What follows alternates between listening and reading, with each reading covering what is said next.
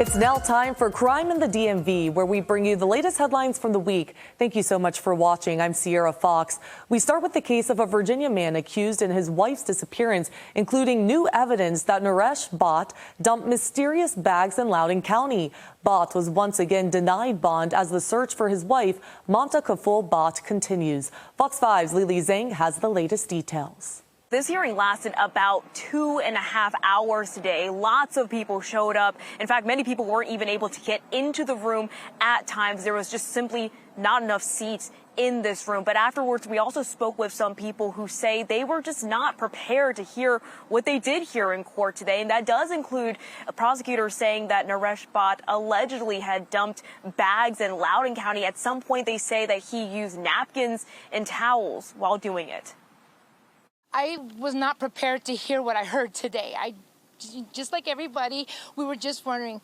My family, my son, my daughter-in-law, my husband, we went out to search. They went out to search. We passed out flyers. Thank you to Hollywood for the buttons and the flyers. Prava, everybody here that's been in this courtroom from day one to see that he needs to be in jail. He premeditated this from day one.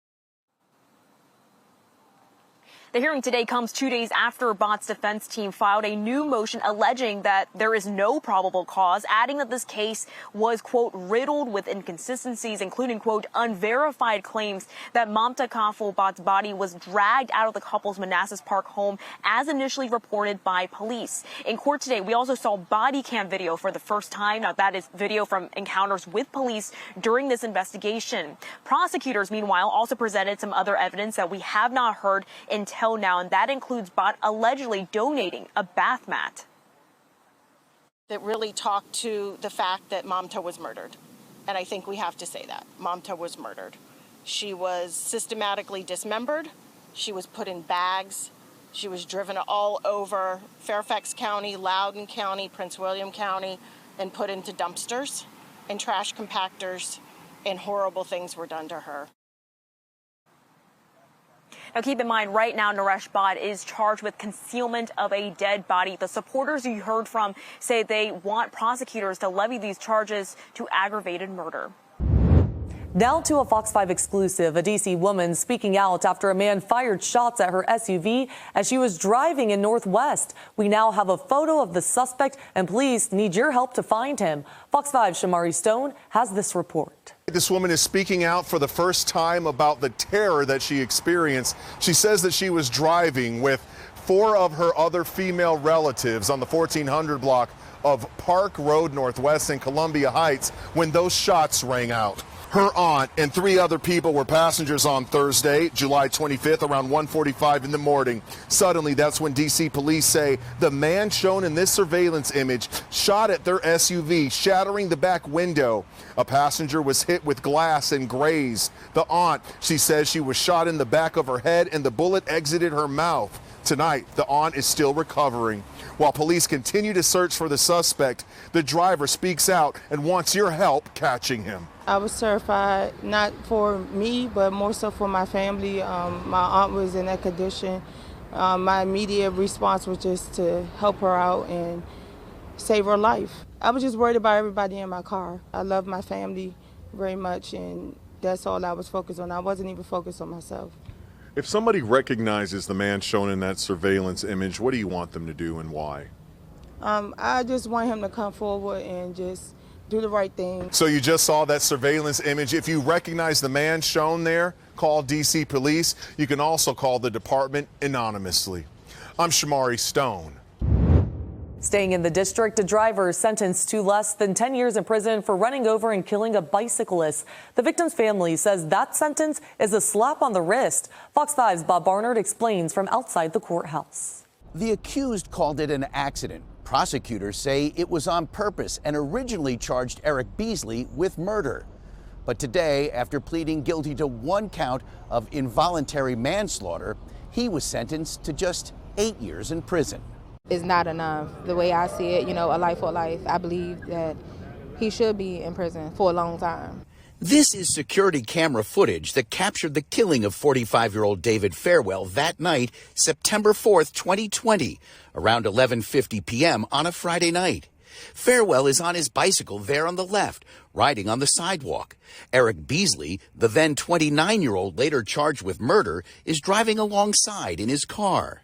Farewell would drop his bike at the corner and exchange heated words with Beasley, who has stopped his car. You can't hear what the men are yelling, but soon Farewell gets back on his bicycle, turns the corner, and seconds later crosses the street in the crosswalk. Beasley's car excels, crashing into Farewell, who would be pronounced dead at the hospital a short time later. When I look at the video, I see a menace. You know, like, you did that on purpose. You know, you had it in your mind that, okay, this is what I'm going to do. But for what? You don't even know why you did it. You just took an innocent person's life. In an earlier trial that ended in a hung jury, Beasley testified that he meant to hit the brakes that night, but instead stepped on the gas. He was arrested a week later and charged with first-degree murder. He should have got life without the possible role. What he did, to anybody, he should have got life. Prosecutors say what sparked the argument between the men was Beasley hassling Farewell's girlfriend, seen here walking on the far right on the other side of the street to get away from the car's driver, moments before the fatal collision. Before he was sentenced, Eric Beasley looked at the victim's family in the courtroom and said he was sorry and hopes that one day they will forgive him. Now to Maryland, where the search for a killer continues after a deadly shooting in Prince George's County as shots were fired outside an Applebee's in Largo. Investigators are still trying to determine a motive, but say this was not a random attack. Fox 5's Tisha Lewis has more from the scene. In fact, investigators believe that this victim was in fact targeted. People have been running up to the scene, likely family members collapsing and screaming after learning about their loved one's death. You can see crime scene vans around me, along with plenty of crime scene tape. Investigators are still piecing together exactly what took place leading to this shooting. Again, it's still an active scene, and residents are being urged to avoid this area on the 1000 block of Largo Center Drive. Police calling this act a violent crime, calling it very disturbing, telling us that they hope witnesses come forward. Investigators say the shooting took place shortly after 1 o'clock this afternoon. The victim's body was reportedly found laying lifeless in the roadway between this Applebee's Grill and Bar and Taco Bell restaurant. Several crime scene investigation vans remain on scene, along with dozens of detectives. Medical Center Drive from Largo Center Drive and Landover Road remain closed. We spoke with residents in the area who tell me they heard several gunshots and say this is yet another sad act of violence. I ain't see nothing. I heard gunshots and all that, and then people dispersed, and then X, Y, and Z happened. Basically, that's all. You know, How many gunshots did you hear? Oh, 6 or 7.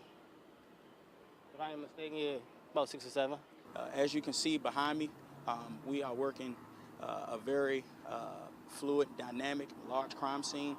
We have our investigators speaking with witnesses, attempting to locate any surveillance footage that could assist with this investigation.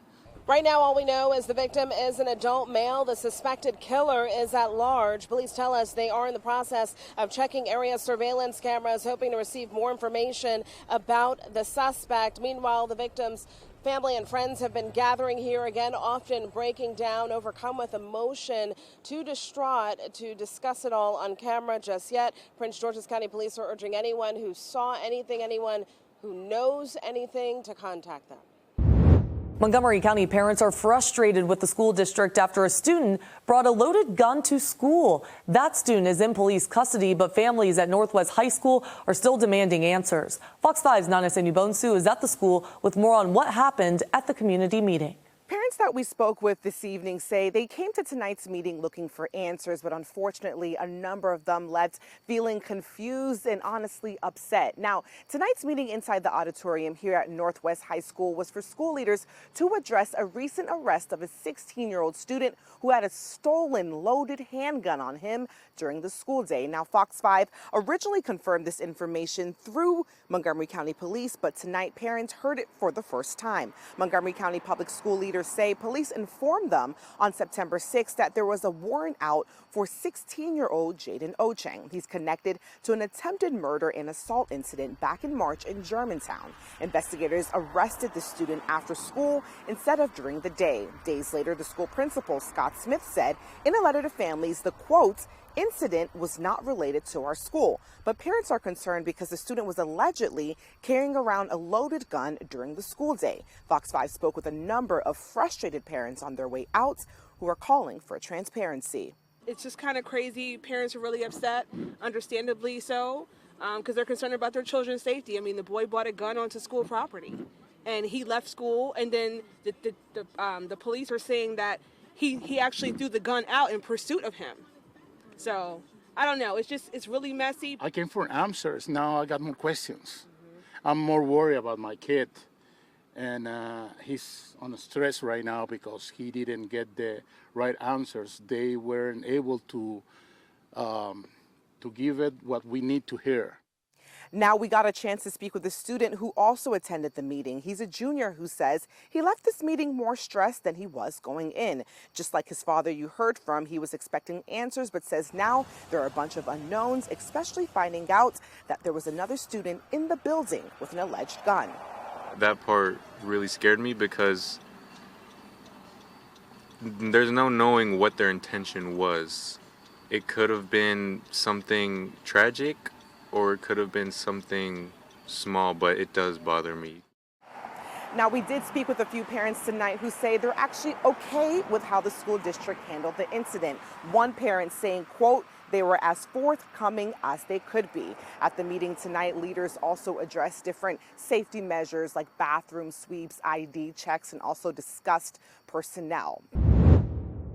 Well, that does it for this week's Crime in the DMV. Make sure you tune in next week to stay ahead with Fox 5 right here on Fox Local as we continue to bring you the latest updates.